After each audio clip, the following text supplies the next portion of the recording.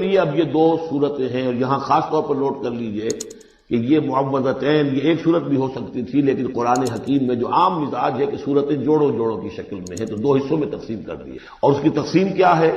ایک وہ چیزیں ہیں جو انسان پر باہر سے حملہ آور ہوتی ہیں، اور ایک چیز وہ ہے جو انسان کے اپنے اندر سے حملہ آور ہوتی ہے۔ ان دونوں کو دو علیحدہ چیزوں میں رکھ کر اور سکھایا گیا ہمیں کہ تم ہمیشہ اللہ کی پناہ طلب کرتے رہا کرو ان چیزوں کے اثرات سے، ان چیزوں کے اثرات بد سے اپنے آپ کو بچانے کے لیے۔ بسم اللہ الرحمن الرحیم، قل اعوذ برب الفلق، کہو کہ میں پناہ میں آ گیا صبح کے رب کی۔ فلق، فلق ویسے تو یہ لفظ ہم پڑھ چکے ہیں سورہ انعام میں، فالق الاصباح، رات کی تاریکی کا پردہ پھٹتا ہے اور سپیدہ سحر نمودار ہوتا ہے، یا گٹھلی فالق الحب والنوائے، تو وہ جو گٹھلی ہوتی ہے وہ بھی پھٹتی ہے تو اس میں سے دو پتیاں نکلتی ہیں تو درخت بنتا ہے۔ اس اعتبار سے فلق سے مراد یہاں صرف صبح نہیں ہے، بلکہ جو اگلی صورت میں آ رہا ما خلق، جو بھی کچھ اس کائنات میں اس نے پیدا کیا ہے در حقیقت وہ عدم کا پردہ چاک کر کے اس کو وجود بخشا، عدم سے، عدم محض سے، کریشن ایکس نہیلو، بغیر کسی شے کے کسی شے کو بنانا۔ تو قل اعوذ برب الفلق من شر ما خلق، میں پناہ میں آتا ہوں اس کی تمام مخلوقات کی پناہ سے۔ اب آپ غور کیجئے، مخلوق ظاہر بات ہے خالق کی طرح کامل تو نہیں ہو سکتی، مخلوق کے اندر کوئی نہ کوئی پہلو جو ہے وہ کمی کا، تقصیر کا، نقص کا رہ جائے گا۔ تو گویا کہ ہر مخلوق میں شر کا پوٹینشل ایلیمنٹ موجود ہے۔ یہ دوسری بات ہے کہ اللہ تعالیٰ کسی کو سہارا دے دے، کسی کو تو اپنی طرف سے عصمت عطا کر دے، اپنی طرف سے خصوصی پروٹیکشن عطا کر دے، پوٹینشل خلق جو ہے وہ گویا کہ مستلزم ہے، اس کے ساتھ شر کے اندر کا پہلو موجود ہوگا۔ قل اعوذ برب الفلق من شر ما خلق، یعنی وہ شر جو ہے خود اپنی جگہ پر کوئی علیحدہ مستقل وجود رکھنے والی شے نہیں ہے، بلکہ وہ شر جو ہے خلق کے اندر جو کمی کا پہلو ہے۔ جیسے ہم نے انسانوں کے بارے میں پڑھا، خلق الانسان من عجل، انسان کی سرشت میں جلد بازی ہے۔ خلق الانسان ضعیفا، انسان کمزور پیدا کیا گیا ہے۔ جو اس کا فطرت والا پہلو ہے، جو روحانی پہلو ہے، وہ تو ہے انا خلقنا الانسان فی احسن تقویم، لیکن جو یہ حیوانی پہلو ہے اس کا جو مادی وجود ہے، اس میں تو ضعف بھی ہے۔ ان الانسان خلق ہلوعا اذا مسہ الشر جزوعا واذا مسہ الخیر منوعا، تو یہ تمام چیزیں جو ذہن میں رکھیے۔ قل اعوذ برب الفلق من شر ما خلق، جو بھی مخلوقات ہیں ان میں سے جو بھی شر کا پہلو ہے میں اس سے اے پروردگار تیری پناہ میں آتا ہوں۔ ومن شر غاسق اذا وقب، خاص طور پر یہ رات کو ڈھانپ لینے والی جو ہے رات، اندھیرا، یہ ظاہر بات ہے اسی پھر رات کے پردے میں چوری بھی ہے، ڈاکہ بھی ہے، اسی میں پھر غول بیابانی جو ہے، شیاطین جن ہیں ان کا بھی جو حرکتیں ہوتی ہیں، پھر یہ ساری چیزیں جو ہے اسی کے سلسلے من شر غاسق اذا وقب، سانپ بچھو وغیرہ بھی اسی وقت نکلتے ہیں۔ ومن شر النفاثات فی العقد، اور جو عورتیں گانٹھیں باندھ کر پھونکے مارتی ہیں، یہ جو بھی ٹونے ٹوٹکے ہوتے ہیں اور اس کی وجہ سے لوگوں کو نقصان پہنچایا جاتا ہے، گویا کہ یہ بھی اس کے اندر بھی کوئی حقیقت ہے۔ یہ سفلی عملیات بھی ہیں، ان کے بھی اثرات ہیں۔ جیسے کہ ہم جانتے ہیں کہ جادو جو ہے حق ہے، برحق ہے، اگرچہ کفر ہے، شراب کی تاثیر ہے لیکن حرام ہے، کچھ نہ کچھ حقیقت ان لکیروں میں بھی ہے، لیکن ہمیں روک دیا گیا کہ ان کے چکر میں مت پڑو۔ یہ جو منجمی ہے، نجوم کی حرکت، اس میں بھی کچھ نہ کچھ حقیقت ہے لیکن روک دیا گیا۔ تو کسی چیز کا ہونا بالفعل یہ اور شے ہے، لیکن اس کا جائز ہونا یہ اور شے ہے۔ تو بالفعل یہ عملیات ہیں جو سے اچھے اعمال ہیں، اور ان کو جو ہے کوئی اچھے اوراد ہیں، اچھے وظائف ہیں، تو ان کے کچھ اثرات جو ہیں اچھے ہو سکتے ہیں۔ اسی طریقے سے اس قسم کی چیزوں میں جادو کے کلمات ہوتے ہیں، ان کی بھی تاثیر ہے۔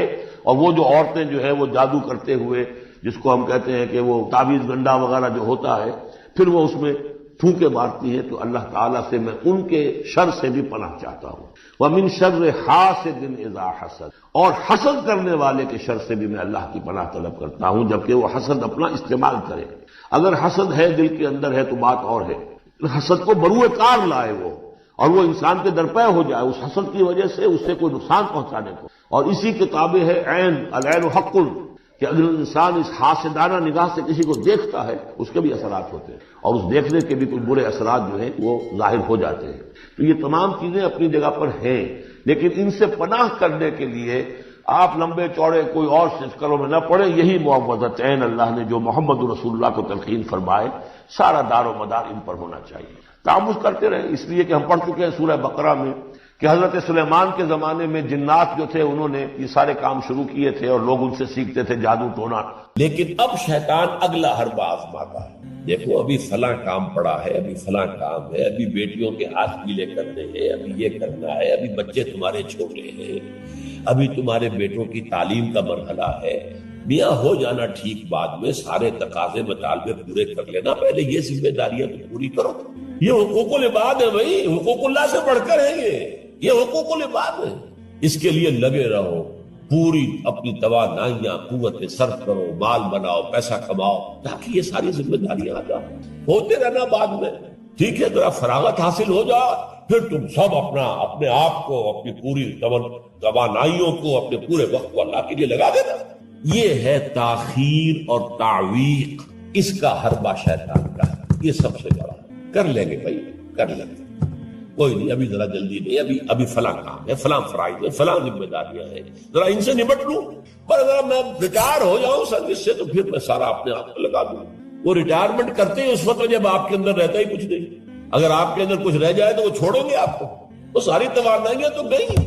اب تو آپ کھوکھلا ایک ڈھانچہ لیے پھر رہے ہیں، آپ کے اندر صلاحیت اور قوت کہاں ہے؟ لہذا یہ سارے دھوکے شیطان کے ہیں۔ اس میں ایک چیلنجنگ انداز میں علم یعنی وقت آیا نہیں ہے ابھی اہل ایمان کے لیے، کس چیز کا انتظار کر رہا ہے؟ جو جیسے ہی خیال ہو جائے کہ واقعی یہ فرض ہے، فوراً لبیک کہو۔ تم نے اگر کسی بھی پہلو سے تاخیر اور تعویق کا راستہ اختیار کیا تو یہ شیطان کے پھندے میں گرفتار ہونے کا وہ راستہ ہے اصل۔ وہ شیطان پھر چھوڑے گا نہیں، پھر وہ اسے آپ کو اپنے فتراک کا نخچیر بنا لے گا، اپنے تھیلے میں شکار کی حیثیت سے، جیسے کہ آپ تیتر مار کے تھیلے میں ڈال لیتے ہیں شکار کر کے، اس کے فتراک کے نخچیر بن کر رہ جاؤ گے، پھر آگے نکل نہیں سکتے۔ یہ تاخیر اور تعویق جو ہے، یہی ہوا تھا غزوہ تبوک میں۔ حضرت کعب ابن مالک رضی اللہ تعالیٰ عنہ نے، وہ بھی ان 3 صحابہ میں سے تھے جو سچے صادق الایمان صحابہ تھے، لیکن غزوہ تبوک میں نہیں گئے۔ حضور نے واپس آ کے جو لوگ نہیں گئے تھے ان سے جواب طلبی کی، لہذا منافقین تو آئے، اللہ کی قسم ہے، خدا کی قسم ہے یا رسول اللہ، میں اللہ کو گواہ کر کے کہتا ہوں یہ تھا یہ تھا یہ تھا، یہ سبب تھا، میں نہیں جا سکتا۔ حضور فرماتے تھے مسکراتے تھے، جائیے تشریف لے جاؤ، کوئی پکڑ نہیں۔ یہ آئے جب کعب ابن مالک، تو حضور کے چہرے پر مسکراہٹ تھی، تنزیہ مسکراہٹ۔ آپ فرمائیے آپ کیوں نہیں گئے، کیوں نہیں گئے تھے ہمارے ساتھ؟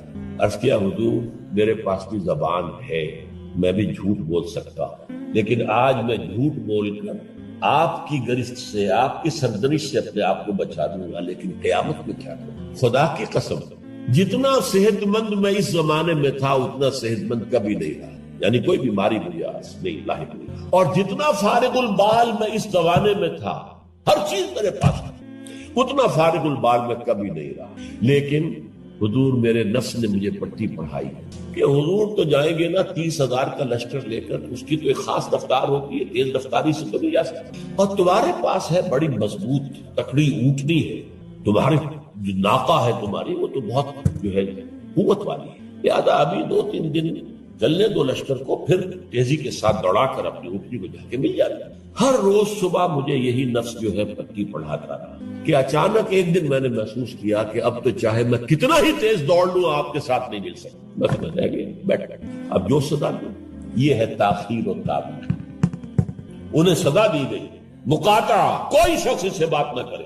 3 صحابہ کا معاملہ ہے، یہ سورہ توبہ کے اندر تفصیل سے آیا ہے، اور صحیح بخاری کی طویل ترین احادیث میں سے پڑھنے کے قابل کہ انہوں نے کیسے بیان کیا اپنے پورے معاملے میں، یہ نفس کیسے دھوکہ دیتا۔ ابھی چند دن اور مدینے کے اندر اپنے نخلستان کی ٹھنڈی چھاؤں کے اندر آرام کر لو، چند دن اور، بھائی جانا ہے، بہت دور جانا ہے، تبوک جانا ہے، تو یہ 2 دن میں تو نہیں پہنچ جائے گے حضور، پھر دوڑ کر پکڑ لینا، ساتھ چل مل جاتا۔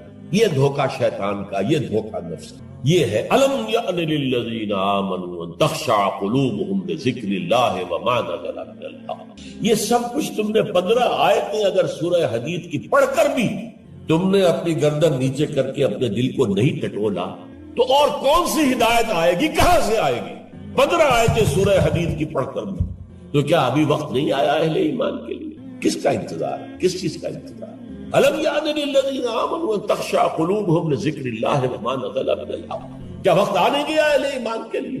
کہ ان کے دل جھک جائیں اللہ کی یاد میں، اور جو کچھ حق میں سے نازل ہوا، ما نزل من الحق، یہ پورا قرآن الحق، اس میں سے جو یہ آیات نازل ہوئی ہیں یہ تم نے ابھی سن لی ہے، پڑھ لی ہے، اس کے سامنے بھی دل نہیں جھکیں گے تو کب جھکیں گے؟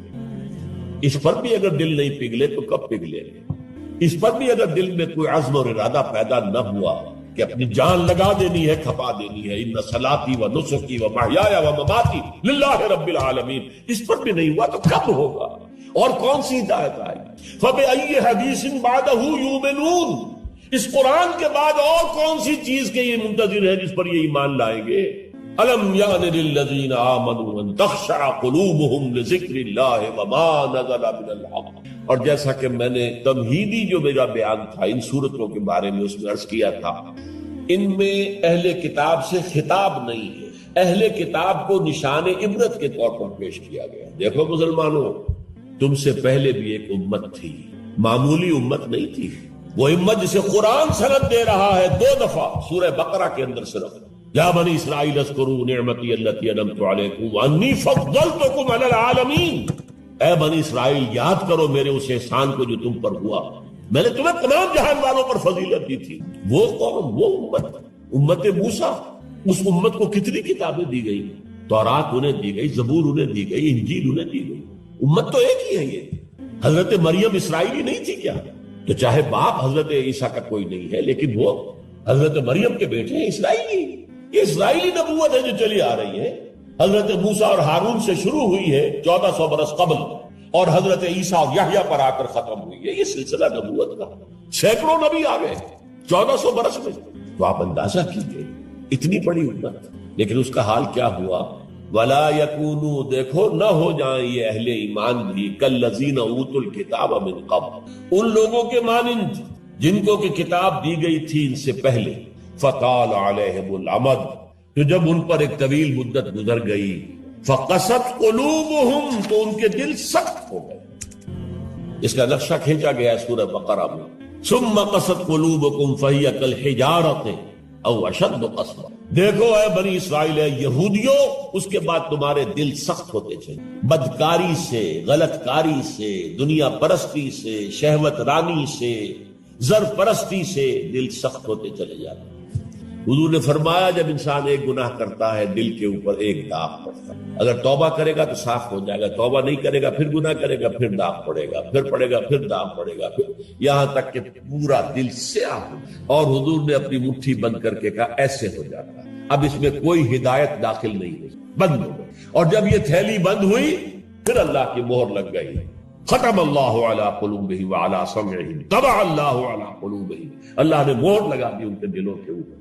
یہ مرحلہ آتا ہے کہ جب کہ فرمایا اب تمہارے دل پتھروں کے مانند، بلکہ او اشد قسوہ، پتھروں سے بھی زیادہ، فإن من الحجارۃ لما يتفجر منه الانہار، پتھر تو ایسے بھی ہوتے ہیں جن میں سے چشمے پھوٹ بہتے ہیں، وإن منها لما يشقق فيخرج منه الماء، چٹانوں میں ایسی بھی ہوتی ہیں شق ہو جاتی ہیں ان میں سے پانی نکل آتا، وإن منها لما يهبط من خشية الله، چٹانیں ایسی بھی ہوتی ہیں اللہ کے خوف سے گر پڑتی ہیں، وما اللہ بغافل عما تعملون، تمہارے دل ان سے بھی سخت ہو چکے ہیں اور اللہ بے خبر نہیں ہے اس سے کہ جو تم کر رہے ہیں۔ آج اس امت پر بھی تو 1400 برس گزر گئے، کتنا عرصہ گزرا ہے، اور آج وہی خواہشات ہیں۔ ہم تو امت محمد میں ہیں صلی اللہ علیہ وسلم، وہ تو شافع محشر ہے، وہ تو ہر امتی کو بخشوا لیں گے تب جا کر راضی ہوں گے، اللہ راضی کرے گا انہیں، وہ راضی اسی وقت ہوں گے جب ہر امتی کو بخشوا لیں گے۔ سیاں بے کوتوال، اب ڈر کاہے کا؟ جب ہمارے سیاں ہمارے شوہر کہہ لے کوتوال بن گئے تو مجھے کس کا ڈر ہے؟ کوتوال ہی کا ڈر ہوتا ہے نا کہ وہ پکڑے گا، سیاں بے کوتوال، اب ڈر کاہے کا؟ یہ ہے مجھ امانی، دل کا امانی ہو، سیغفر لنا، ہمیں تو بخش دیا جائے گا، ہماری تو شفاعت ہو جائے گا۔ بھائی کچھ بھی ہے، ہم کلمہ گو تو ہیں، کچھ بھی ہے، محمد کے نام لیوا تو ہے صلی اللہ علیہ وسلم، لیکن یہ قرآن مجید میں یہی ان کا قول نقل کیا گیا تھا۔ یہود نے کہا تھا نحن ابناء اللہ واحباؤہ، ہم تو اللہ کے بیٹوں کے مانند ہیں، اس کے بڑے چہیتے ہیں۔ تو اللہ نے کیا جواب دیا؟ فلما يعذبكم بذنوبكم، پھر اللہ تمہیں سزائیں کیوں دیتا رہا ہے؟ یہ نبوکدنضر کے ہاتھوں تمہیں کیوں پٹوایا؟ ہیکل سلیمانی کیوں برباد کروایا؟ یہ تم 100 برس تک اسیری میں رہے، بیبیلونیا میں، بابل میں، عراق میں، کیوں؟ تمہارا دوسرا جو تھا ہیکل بنایا تم نے، وہ بھی سن 70 میں گروا دیا ٹائٹس کے ہاتھوں۔ 1,33,000 ایک دن میں قتل کیے اس نے، ٹائٹس نے 1,33,000 یہودی یروشلم کے اندر ایک دن میں قتل کیے۔ اندازہ کیا؟ پچھلی صدی میں 60 لاکھ یہودی جرمنوں نے ختم کیے، 6 ملین، اور ان کو اب بھی یہی کر رہا ہے، we are the chosen people of the Lord, ہم تو اللہ کے پسندیدہ بندے ہیں۔ یہی حال اس امت کا ہے۔ ہسپانیہ سے ایسے نکالے گئے کہ ایک بچہ تک نہیں بچا، تاتاریوں کے ہاتھوں کروڑوں قتل ہوئے۔ یہ سب کچھ تمہارے ساتھ ہوا کہ نہیں؟ کروسیڈرز کے ہاتھوں تمہاری پٹائی کم ہوئی تھی؟ 88 برس تک بیت المقدس عیسائیوں کے قبضے میں رہا تھا کہ نہیں؟ تو غور کیجیے، دلوں کو نرم کیجیے، اور دلوں کو نرم کرنے کا ذریعہ بھی قرآن ہے۔ یا ایھا الناس قد جاءتکم موعظۃ من ربکم، موعظہ، واعظ کہتے ہیں اس کو جو دل کو نرم کرے، اس میں رقت پیدا کرے۔ رقیق کہتے ہیں پتلی شے کو، رقیق مادہ، رقیق مادہ، دل سخت ہو جائے اسے نرم کرنے کے لیے، اس کے لیے واعظ بھی سب سے بڑا قرآن ہے۔ الم یان للذین آمنوا ان تخشع قلوبهم لذکر اللہ وما نزل من الحق ولا یکونوا کالذین اوتوا الکتاب من قبل، تمہارے سامنے موجود، فطال علیہم الامد، پھر ان پر ایک مدت جب گزر گئی، فقست قلوبهم، تو ان کے دل سخت۔ البتہ یہاں ایک واقعہ میں اور عرض کر دوں، ایک دل کی سختی وہ تھی جو یہودیوں کی ہو گئی تھی، یا ہم میں سے بھی بہت سو کی ہو چکی، لیکن ایک اور دل کی سختی بھی ہوگی، وہ اپنے احساس کی شدت کی بنا۔ یہ معاملہ حضرت ابوبکر کے ساتھ پیش آیا رضی اللہ تعالی۔ ان کے عہد خلافت میں ایک وفد آیا باہر سے، انہیں جب قرآن کی آیات سنائی گئی تو ان کی آنکھوں سے آنسو بہنے لگے۔ حضرت ابوبکر نے فرمایا، ہاکذا کنا حتی قست القلوب، ایسے ہی ہم بھی ہوتے تھے، قرآن سنتے ہی، قرآن پڑھتے ہوئے ہمارے آنکھوں سے آنسو جاری ہو جائے، یہاں تک کہ ہمارے دل سخت، معاذ اللہ، معاذ۔ یہ شدت احساس یقیناً یہ ہوتا ہے جب آدمی عادی ہو جاتا ہے تو وہ کیفیت نہیں رہتی۔ میں نے اللہ کے فضل و کرم سے 6 حج کیے، لیکن جو کیفیت پہلے حج کی تھی وہ پھر کبھی نصیب نہیں ہوئی۔ ویسے بھی یہ تھا کہ اس وقت تک ابھی اتنا ہجوم نہیں تھا، سن 62، اب آج سمجھیے 42 برس گزر چکے، تو اس وقت کا اور تھا۔ اب جو ہے وہ ہجوم جو ہے وہ اس میں کبھی انسان کو اپنے اندر جھانکنے کا، کہیں تنہائی میں بیٹھ کر یاد کرنے کا موقع نہیں ملا، لیکن وہ تھا۔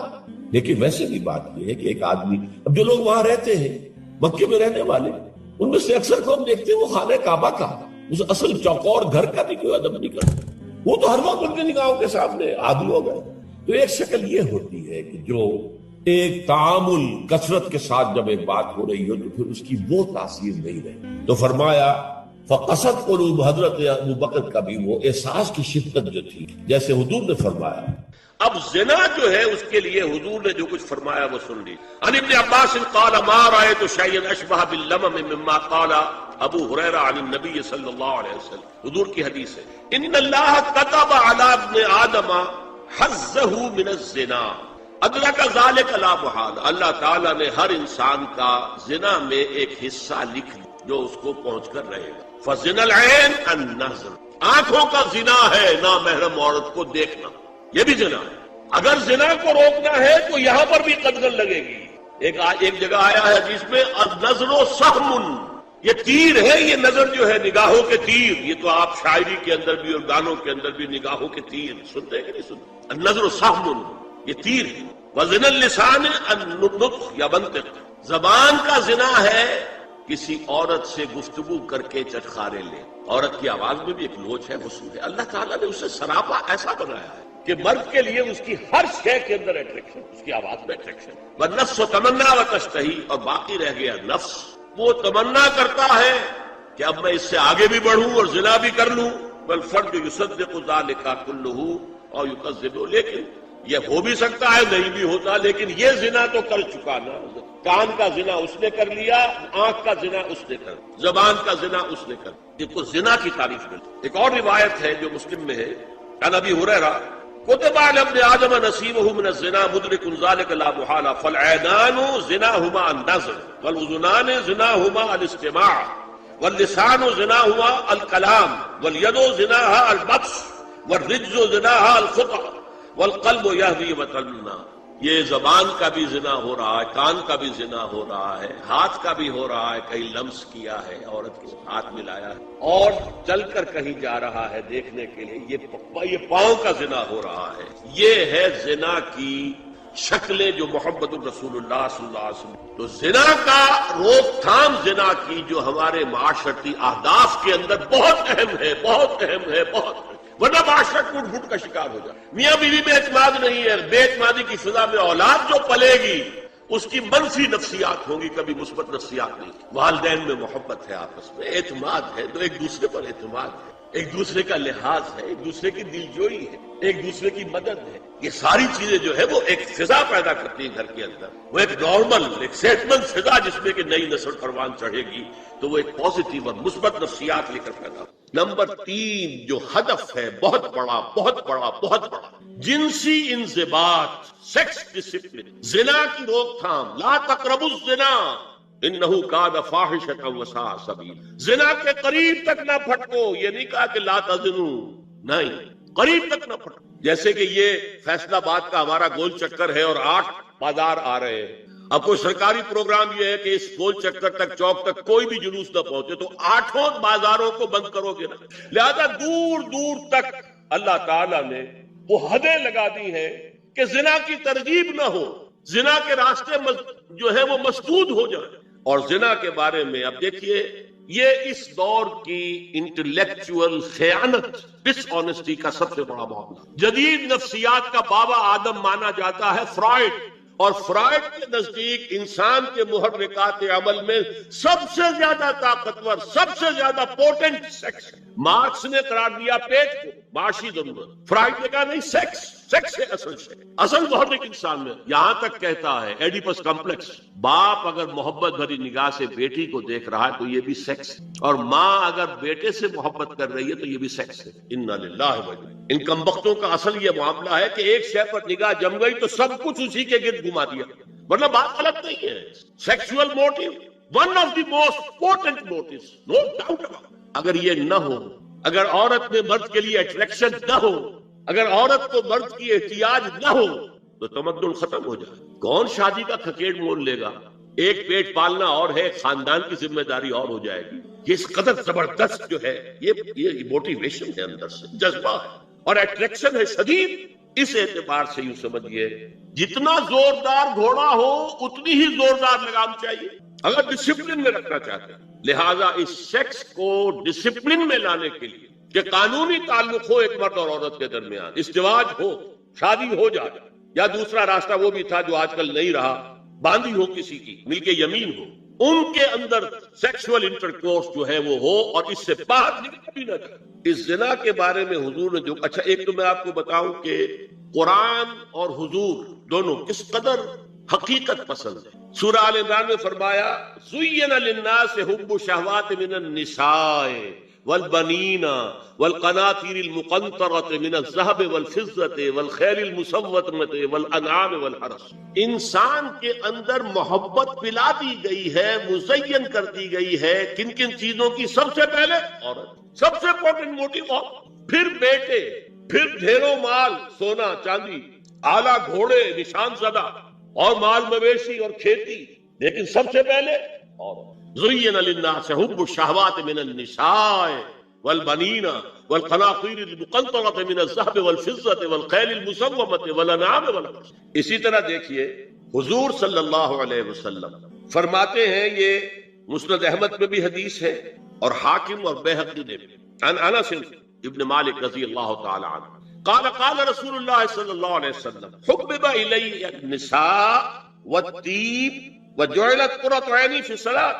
اس تمہاری دنیا میں سے مجھے 3 چیزیں محبوب کر دی۔ حبب الیہ، نمبر 1 نساء۔ کوئی جھجک کی ہے آپ نے بیان کرنے میں؟ ہم شاید یہ جملہ کہتے ہوئے جھجکیں گے، اللہ کے رسول نے حقیقت اس کا احساس کرو، بہت مضبوط موٹیو، اس میں کوئی شک نہیں، کوئی شک نہیں، کوئی شک نہیں۔ حبب الی النساء والطیب، خوشبو، وجعلت قرۃ عینی فی الصلاۃ، اور میرے آنکھوں کی ٹھنڈک نماز میں۔ اسی طرح خود قرآن میں سورہ احزاب میں جب حضور سے کہا گیا کہ اب بس جتنی شادیاں ہو چکی تھیں آپ نے کر لی ہیں، اب آئندہ نہ کی، وہاں بھی صاف الفاظ آئے، اللہ کو بھی واللہ لا یستحی من الحق، اللہ کو حق بات کہنے میں کوئی حیا یا کوئی جھجک نہیں ہے۔ وَلَوْ أَعْجَبَكَ حُسْنُهُنَّ، اے نبی چاہے عورتوں کا حسن جو ہے وہ آپ کو بھلا لگے، لیکن اب آئندہ شادی، یہ میں تائید کر رہا ہوں فرائض کی۔ اس گدھے نے جو آگے تک پہنچا دیا ہے معاملہ وہ ہے غلط۔ بنیادی بات صحیح ہے قرآن مجید کے مطابق کہ سیکس موٹیو بہت سخت ہے، بہت زوردار۔ اب زنا جو ہے اس کے لیے حضور نے جو کچھ فرمایا وہ سن لیجیے۔ عن ابن عباس قال ما رأيت شيئا اشبه باللمم مما قال ابو ہریرہ عن النبی صلی اللہ علیہ وسلم، حضور کی حدیث ہے، ان اللہ كتب على ابن آدم حظه من الزنا ادرک ذالک لا محال، اللہ تعالیٰ نے ہر انسان کا زنا میں ایک حصہ لکھ جو اس کو پہنچ کر رہے گا۔ فزنا العین النظر، آنکھوں کا زنا ہے نامحرم عورت کو دیکھنا، یہ بھی زنا۔ اگر زنا کو روکنا ہے تو یہاں پر بھی قدغن لگے گی۔ ایک جگہ آیا ہے حدیث میں النظر سہم، یہ تیر ہے، یہ نظر جو ہے نگاہوں کے تیر، یہ تو آپ شاعری کے اندر بھی اور گانوں کے اندر بھی نگاہوں کے تیر سنتے ہیں کہ نہیں سنتے؟ النظر سہم، یہ تیر ہے۔ وزن اللسان النطق یا منطق، زبان کا زنا ہے کسی عورت سے گفتگو کر کے چٹخارے لے۔ عورت کی آواز میں بھی ایک نوچ ہے، حسن ہے، اللہ تعالیٰ نے اسے سراپا ایسا بنایا کہ مرد کے لیے اس کی ہر شے کے اندر اٹریکشن، اس کی آواز میں اٹریکشن۔ والنفس تمنا وتشتہی، اور باقی رہ گیا نفس، وہ تمنا کرتا ہے کہ اب میں اس سے آگے بھی بڑھوں اور زنا بھی کر لوں۔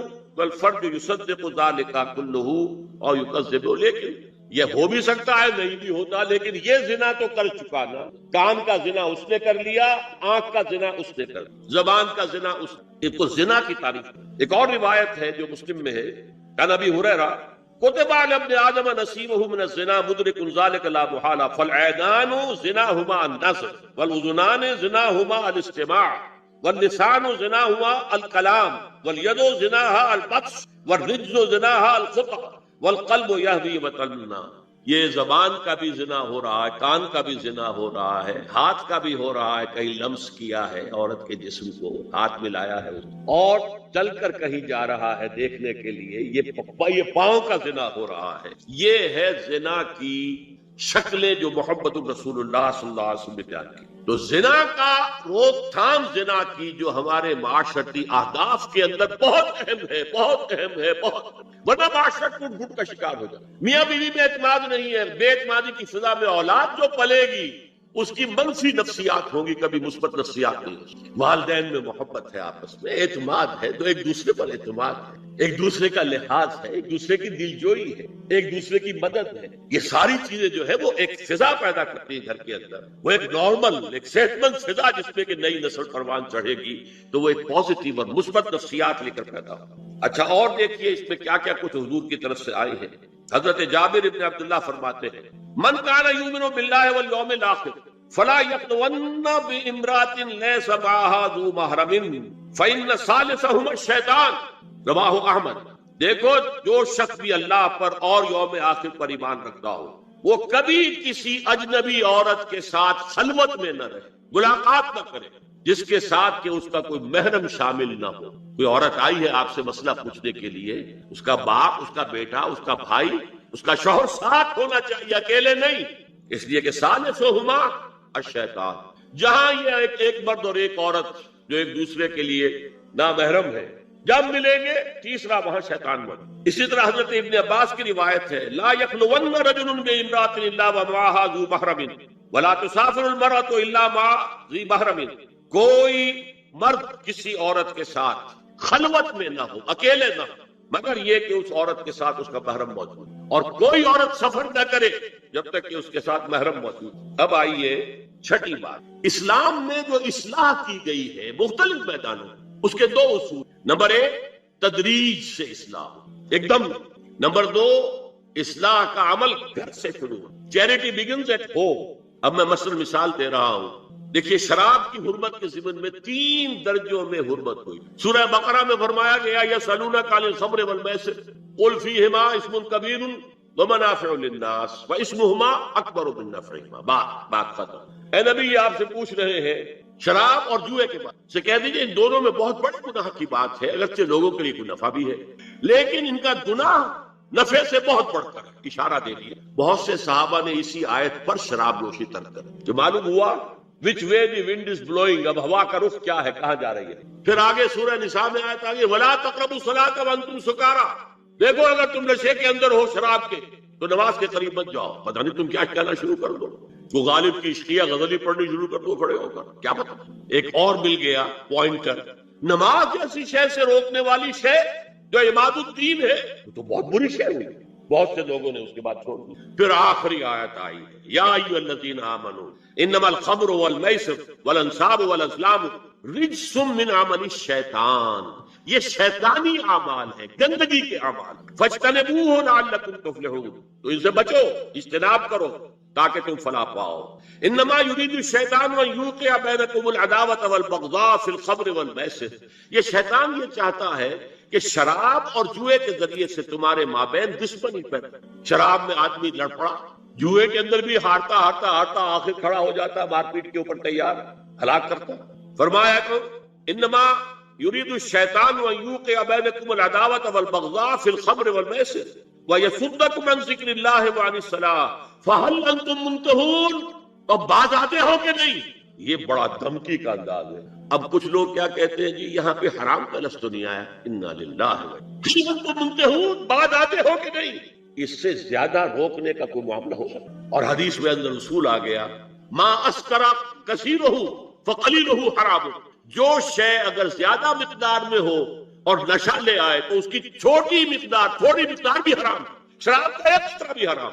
لیکن آج کہہ رہے شراب کو حرام نہیں, تاکہ مغرب مان لے کہ ہاں یہ تو بڑے ماڈریٹ لوگ ہیں, بڑے لبرل لوگ ہیں, روشن خیال ہے, یہ کوئی دقیانوسی نہیں ہے, یہ فنڈامنٹلسٹ نہیں ہے. اسی طریقے سے یہ جو معاشرتی معاملے میں اصلاح کا دائرہ شروع ہوا ہے, اس میں ہم دیکھتے ہیں کہ ابتدا میں ازواج مطہرات سے خطاب ہے, جسے دلیل بنا لیا بعض لوگوں نے. یہ احکام تو صرف ازواج مطہرات کے لیے ہے, حالانکہ میں نے اصول پہلے بتا دیے. Charity begins at home. جیسے حضور فرماتے تھے انا اول المسلمین, دیکھو میں تمہیں اسلام کی دعوت دے رہا ہوں, سب سے پہلا مسلمان میں خود ہوں. انا اول المومنین, میں تمہیں ایمان کی دعوت دے رہا ہوں, پہلا مومن میں ہوں. تو جب تک انسان اپنے کردار سے بات واضح نہ کرے تو واز جو ہے وہ مفید نہیں ہوتا, مؤثر نہیں. لہذا سب سے پہلی بات جو کی گئی وہ کی گئی ہے حضور کی ازواج مطہرات سے. اب اس ضمن میں جو اصلاحی اعمال آئے ہیں, احکام ان کو نوٹ کر لیجیے. ان کا آغاز ہوا ہے تدریجی اعتبار سے سورہ احزاب سے, اور سورہ احزاب سن 5 ہجری میں جو ہے نازل ہوئی ہے. ان کی تکمیل ہوئی ہے سورہ نور میں جو سن 6 ہجری میں نازل ہوئی. اور ایک بہت خوبصورت بات کہی, یہ مولانا امین احسن اصلاحی نے مجھے بتایا کہ ان کے استاد حمید الدین فراہی نے یہ کہا کہ سورہ احزاب میں گھر سے باہر کے پردے کا بیان ہے اور سورہ نور میں گھر کے اندر کے پردے کا بیان. تو اصلاحی صاحب کہتے تھے کہ اس جملے نے میری آنکھیں کھول دی اور قرآن مجید روشن ہو گئی. ورنہ اگر یہ بات سامنے نہ ہو تو آدمی اٹکتا ہے, جگہ جگہ پر ششکالات پیدا ہو. دیکھیے سورہ احزاب میں کیا کیا گیا. نمبر 1, پہلے خطاب ازواج مطہرات سے, بعد میں عام کر دیا. نمبر 2, بتایا گیا کہ عورت کا اصل کردار کیا ہے, اس کی اصل جگہ کیا ہے, گھر. نمبر 3, استیزان کے حکم کا آغاز ہو گیا کہ گھروں میں اجازت لیے بغیر داخل نہ ہو. لیکن یہاں بھی صرف نبی کے گھر کی بات ہوئی ہے, عام نہیں. پھر محرموں کی ایک چھوٹی فہرست ہے جو سورہ احزاب میں آ گئی ہے, اور گھر سے باہر کے پردے کا حکم آ گیا, یہ سورہ احزاب میں. سورہ نور میں استیزان اب عام کر دیا, کسی بھی گھر میں داخل مت ہو جب تک اذن نہ لے. یہ دیکھیے تدریج, پہلے حضور کے گھروں میں داخل نہ ہو, اب کسی بھی گھر میں داخل نہیں ہو سکتا بغیر استیزان کے. اور احادیث مبارکہ میں اتنی سختی آئی ہے وہ میں بعد میں آپ کو بتاؤں گا. دوسرے یہ کہ گھر کے اندر پردہ, جو محرموں سے پردہ, محرموں سے پردہ. محرم کون ہوتا ہے سمجھ لیجیے. محرم وہ ہے جس سے کبھی بھی کسی شکل میں کسی حالت میں شادی نہ ہو سکے. اب ایک آدمی جو ہے اس کے گھر میں فرض کیجئے کہ ایک بہن ہے, تو اس بہن کی دوسری بہن سے وہ شادی نہیں کر سکتا. اگر وہ بیوی مر گئی تو کر سکتا ہے کہ نہیں, اس لیے وہ محرم نہیں ہے, نامحرم ہے. سالی نامحرم, آپ کا بھائی ہے, اس کی بیوی ہے, بھابھی ہے آپ کی, آپ دیور ہیں, بھابھی سے شادی تو نہیں کر سکتے. لیکن اگر بھائی کا انتقال ہو جاتا تو آپ شادی کر سکتے. تو شادی ہو سکتی ہے تو وہ محرم نہیں ہوا, وہ نامحرم ہے. محرم صرف وہی ہے جس سے کبھی کسی حال میں شادی کا امکان ہو. اس کی ابتدائی فہرست جو ہے سورہ احزاب میں ہے, تفصیلی فہرست جو ہے وہ سورہ نور میں ہے. اب دیکھیے گھر کے اندر بیٹھنے سے متعلق کیا بات کہی گئی. بزار اور ترمذی میں حضرت عبداللہ ابن مسعود سے نبی ایک وسلم کا یہ ارشاد نقل ہوا ہے، ان المرأۃ عورۃ، عورت چھپا کر رکھنے کی. ہمارے ایک نوجوان ساتھی نے ایک دفعہ مضمون لکھا تھا بڑا پیارا. انہوں نے کہا کہ قرآن مجید میں جو اشارات ہیں، حور مقصورات فی الخیام، وہ حوریں جو ہوں گی وہ خیموں کے اندر ہوں، وہیں رہیں گی. قصر کہتے ہیں روک دینے کو، باہر نہیں نکلتی. مقصورات فی الخیام، حوروں کا کأنہن لؤلؤ مکنون، ایسے ہوں گے کہ جیسے کہ موتی جسے چھپا کر رکھا ہے. عورت چھپا کر رکھنے کی شے ہے. المرأۃ کلھا عورت، عورت کہتے ہیں اس کو ہے جسے چھپا کر رکھا جائے. ان المرأۃ عورت فاذا خرجت، جب وہ گھر سے نکلتی ہے، استشرفت شیطان، اب شیطان جو ہے اس کو طاق میں رکھتا ہے. واقرب ما تکون بروحۃ ربھا وہی فی قعر بیتھا، وہ اپنے رب کی رحمت سے قریب ترین ہوتی ہے جبکہ اپنے گھر کے بھی کسی اندرونی حصے میں. صحن میں ہوگی تو شاید دور دور کے کوٹھوں سے نظر پڑ جائے. اسی لیے فرمایا مردوں کے لیے مسجد میں نماز افضل 28 سنت، اور عورت کے لیے گھر کی نماز مسجد سے افضل، گھر کے صحن کی مسجد سے افضل، دالان کی صحن سے افضل، کمرے میں اس سے افضل، اور کمرے کی کوئی بغلی کوٹھڑی ہے تو اس میں سب سے افضل. یہ احادیث نبی اکرم مزاج ہے نا، اس سے بن رہا ہے، ایک معاشرت وجود میں آ رہی. یہ ساری چیزیں کیوں آ رہی ہیں؟ اور سنیے، عبداللہ ابن احمد ابن حنبل نے زوائد الزہد میں اور ابن ابی شیبہ نے، ابن سعد نے اپنی کتابوں میں مسروق کی روایت نقل کی ہے کہ حضرت عائشہ جب تلاوت قرآن کرتے ہوئے اس آیت پر پہنچتی تھی وَقَرْنَ فِي بُيُوتِكُنَّ، تو بے اختیار رو پڑتی. قرآن کہتا ہے اپنے گھروں میں رہو.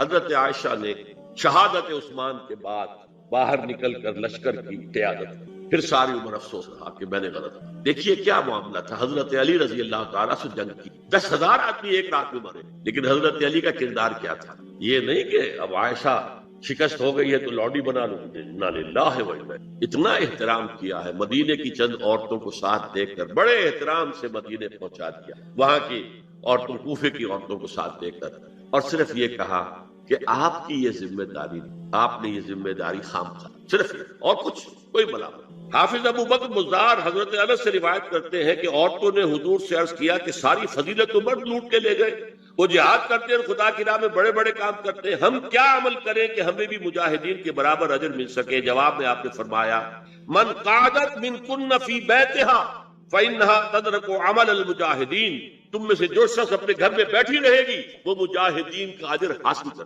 یہ ایک ہوا کا رخ ہے، بتایا جا رہا، یہ نظام ہے جس کو اس شکل میں دیا جا رہا.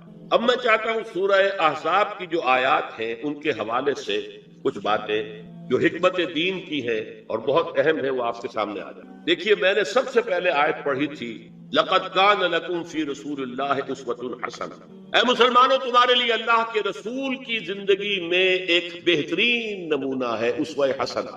ایک بات اس میں غور طلب ہے، مردوں کے لیے تو اسوہ کامل ہے. مرد اگر سپہ سالار ہے تو اسوہ موجود ہے حضور کا، مرد اگر صدر ریاست ہے، خلیفہ ہے تو اسوہ موجود ہے رسول کا، کوئی قاضی القضات ہے تو اسوہ موجود ہے رسول کا، کوئی کسی مسجد میں خطیب ہے، امام ہے تو اسوہ موجود، باپ کی حیثیت سے اسوہ موجود ہے، شوہر کی حیثیت سے اسوہ موجود ہے کہ نہیں؟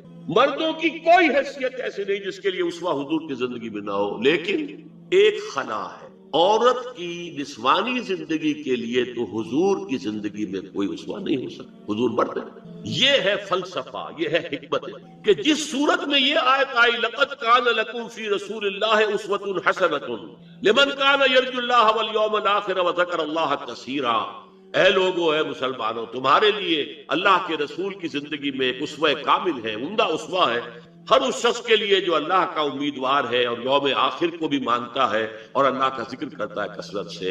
اب اس خلا کو پر کیسے کیا؟ حضور کی ازواج کو بنایا گیا اسوہ خواتین، اور یہی ایک بہت سی اور بھی حکمتیں ہوں گی. ایک حکمت یہی تعدد ازدواج میں ہے، اور حضرت عائشہ کی اتنی کم عمر میں شادی کرنے میں ہے کہ دیر تک وہ امت کو پڑھاتی رہی، شوہر اور بیوی کے درمیان خالص پرائیویٹ معاملات کے اندر بھی ہدایت دیتی ہے. آخر وہ بھی انسان کی ضرورت ہے کہ نہیں؟ آپ کو معلوم ہے ایک مرتبہ بعض صحابہ نے آ کر کہا حضور یہ یہودی جو ہے ہم پر طنز کرتے ہیں کہ تمہارے نبی تمہیں بڑی چھوٹی چھوٹی باتوں کا حکم دیتے ہیں. آپ نے فرمایا کہ ہاں، ہمارے نبی نے تو ہمیں استنجا کرنا بھی سکھایا.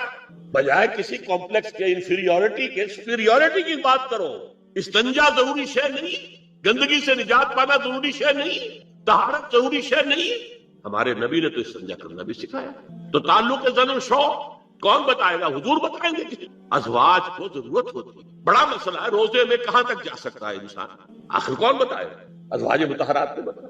تو اسوہ بنانے کے لیے دیکھیے یہ آیات آئی ہیں. یہ 3 آیتیں سورہ احزاب کی یوں سمجھیے کہ نچوڑ ہے اس مسئلے میں. یا انسان نبی لستن کاحد من النساء, اے نبی کی بیویوں تم عام عورتوں کے مانند نہیں. تو کیا وہ عورتیں نہیں تھی؟ عورتیں تو تھیں. کیا ان کے احساسات عورتوں والے نہیں تھے؟ وہ تو تھے. کیا بات ہے, تم نبی کی بیویاں ہو, تمہیں اسوہ بننا ہے. ان اتقیتن فلا تخضعن بالقول, اگر تمہیں واقعی اللہ کا تقوی اور خوف ہے تو کسی اجنبی سے اگر بات کرنے کی ضرورت پیش آ جائے تو اپنی آواز میں لوچ مت پیدا کرو. فیطمع الذی فی قلبہ مرض, کہ جس شخص کے دل میں کوئی روگ ہے, گندگی ہے, وہ کوئی آس لگا بیٹھے کہ یہ جو مجھ سے گفتگو کر رہی ہے, جس انداز میں کر رہی ہے, جس لگاوٹ کے ساتھ کر رہی ہے, تو کوئی نہ کوئی موقع ہے میرے لیے. انا للہ و انا الیہ راجعون. کڑک آواز میں وقلن قولا معروفا, اور معروف بات کہو, صرف اس سے آگے بڑھنے کی کوئی ضرورت. وقرن فی بیوتکن ولا تبرجن تبرج الجاہلیۃ الاولی, اور قرار پکڑو اپنے گھروں میں, وقار کے ساتھ رہو اپنے گھروں میں. تمہاری اصل جگہ گھر ہے, باہر نکلنا تمہارا کام نہیں ہے. ہاں ضرورت ہو سکتی ہے, اس کا بعد میں ذکر, لیکن فلسفہ کیا؟ عورت کی اصل جگہ اس کا گھر ہے. جو ڈیوٹیز کی تقسیم کر دی گئی ہے اللہ کی طرف سے, اس میں عورت کا اصل مقام اس کا گھر ہے. میں حدیث سنا چکا ہوں کہ جب گھر سے عورت نکلتی ہے تو شیطان تاکتا ہے اس کو, اور پھر ظاہر بات ہے کہ اس سے جو فتنے پیدا ہوتے ہیں وہ سب شیطان کے ذریعے. ولا تبرجن تبرج الجاہلیۃ الاولی, اور جو جاہلیت تھی, اسلام کے آنے سے پہلے کا جو دور تھا, اس میں جس طرح تم بند سمر کر اور لوگوں کی نگاہوں میں آنے کے لیے نکلتی تھی, اب وہ طریقہ اختیار کر. دیکھیے یہ بھی ایک بڑا نفسیاتی نکتہ ہے. مرد کے اندر قوت ہے, وہ اپنی قوت کا ظہور چاہتا. کبھی جی چاہتا ہے دیوار کو کندھا دے مارے, راستہ چلتے کسی کو لگا کندھا. قوت ظہور چاہتا ہے. عورت کے پاس سب سے بڑا سرمایہ اس کا جسمانی حسن, جسمانی طاقت تو نہیں ہے نا, اس کے اندر ایک عرض ہے کہ اپنے آپ کو ظاہر کرے. اس کا نام تبرج, بروج کہتے تھے ان برجیوں کو کہ جو فصیلوں کے اوپر ہوتی تھی. اور ظاہر بات ہے دور سے مسافر آ رہا تو پہلے تو برجی نظر آتی تھی, تو نگاہوں میں آنا, نگاہوں میں کھپنا, یہ تبرج. تو تم جس طرح پہلے بناؤ سگھار کر کے نکلا کرتی تھی, اور تبرج الجاہلیہ اب چھوڑو. واقم الصلاۃ وآتین الزکاۃ, اور نماز قائم رکھو, زکات ادا کرو. واطیعن اللہ ورسولہ, اور اللہ اور اس کے رسول کی اطاعت پر کاربند رہو. اب آئے الفاظ جو اہم ترین ہے. انما یرید اللہ لیذھب عنکم الرجس اہل البیت ویطہرکم تطہیرا. اے نبی کے گھر والیوں, اللہ یہ چاہتا